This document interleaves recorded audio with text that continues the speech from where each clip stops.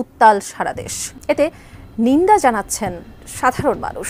মুখ খুলেছেন Dhallywood superstar Shakib Khan. Last কয়েকদিন ধরে আপনাদের সাথে দেখা হচ্ছে, কেউ ধর্ষণ নিয়ে কথা বলছেন না। প্রয়োজনে দেশ রক্ষায়, দেশের সংস্কৃতি রক্ষায় দেশের মানুষ আমরা সকলে আবার রক্ত দেব।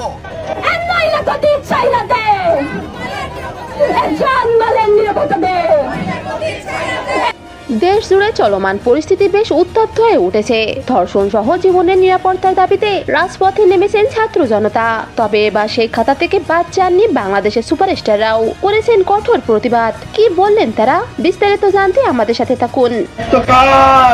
মিস্টার ইউনূস সাহেব, আপনি করছেনটা কি? আপনি মিনমিন করে কথা বলেন, আপনার পরিষদের অনেকে এটা দেখে না দেখার ভান করে। আপনি নিজের ভেরিফাইড ফেসবুকে স্ট্যাটাস দিয়ে কিছু কিছু কথা বলেন, কিন্তু তাই দায়িত্ব পালন করতে পারেন না। ছাত্র জনতার দাবি, শেখ হাসিনা পতনের পর দেশের পরিস্থিতি নিয়ন্ত্রণ করতে ব্যর্থ এই সরকার। আপনি কি জানেন আমি নিজেও একজন ভিকটিম? আমিও যে ধর্ষণের শিকার হয়েছি সেটা কি আপনি জানেন? এবং কার দ্বারা ধর্ষণের শিকার হয়েছে সেটা জানেন? উপদেষ্টা হাসান আরিফের দ্বারা। এই সরকার কাজের কাজ না করে দুনিয়ার যত আকাশ এবং অকাশগুলো তারা খুব ভালোভাবে করছে। এবার তাদের সাথে প্রতিবাদ জানিয়েছেন সুপারস্টার শাকিব খান। তার ভেরিফাইড ফেসবুক পেজে একটি পোস্টের মাধ্যমে ন্যায্য বিচার দাবি করেছেন তিনি।